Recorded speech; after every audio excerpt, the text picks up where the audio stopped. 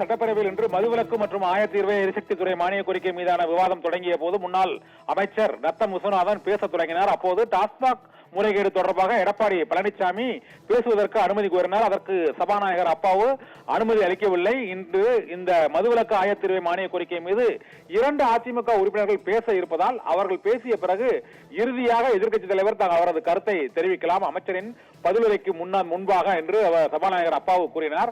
ஆனால் அதை ஏற்றுக்கொள்ளாமல் எதிர்க்கட்சித் தலைவர் எடப்பாடி பழனிசாமி பேச முற்பட்டார். அப்போது ஒலிபெருக்கி அணைக்கப்பட்டது, மைக் ஆஃப் செய்யப்பட்டது. அப்போது எடப்பாடி பழனிசாமி, நாங்கள் பேசுவதை கண்டால் உங்களுக்கு பயமாக இருக்கிறதா?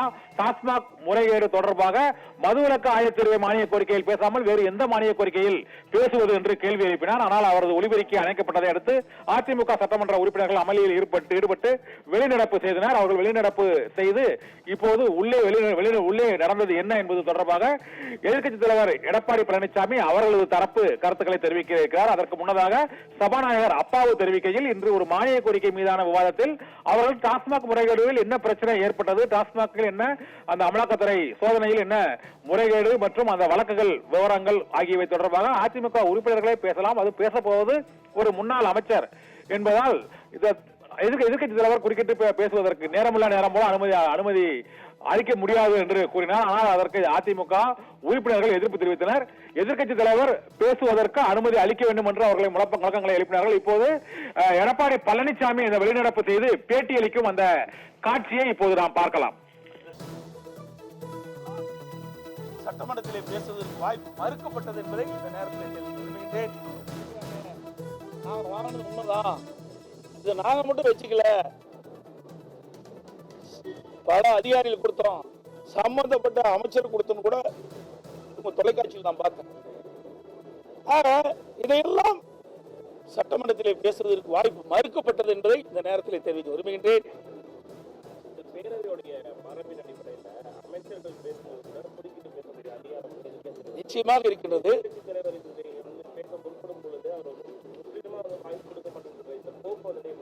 இது கண்டிக்கத்தக்கது. அதாவது மக்களுடைய பிரச்சனை பேசுவதற்கு தான் சட்டமன்றம். பிரதான எதிர்க்கட்சி மக்களுடைய பிரச்சனை, நாட்டில் நிலவுகின்ற ஊழல், அதை முறையாக நாங்கள் சட்டமன்றத்திலே தெரிவிப்பது எங்களுடைய கடமை. அது பதில் சொல்வது அரசுடைய கடமை. ஆனா இன்றைய தினம் சட்டப்பேரவை தலைவர் நடந்த உணவு வேணும் ஜனநாயக படுகொலையத்தான் நாங்கள் பார்க்கிறோம். ஏன்னா இதுல இன்னைக்கு இந்த துறையுடைய மானிய கோரிக்கை எங்களுடைய உறுப்பினர் அண்ணன் நத்த விஸ்வநாதன் அவர்களுக்கு 10 நிமிடம் தர்றாங்க.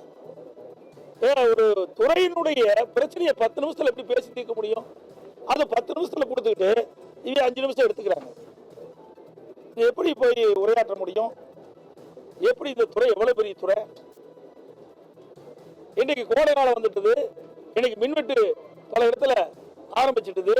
இதையெல்லாம் அரசுடைய கவனத்திற்கு கொண்டு வந்து மின்வெட்டு இல்லாத ஒரு மாநிலமாக உருவாக்குவதற்கு என்ன ஆலோசனை எங்களால் கொடுக்க முடியுமோ அதை கொடுப்பதற்கு தான் என்னுடைய சட்டப்பேரவை உறுப்பினர் அவர்கள் பேசிக் கொண்டிருந்தார். இடையிலே மறிக்கப்பட்டது.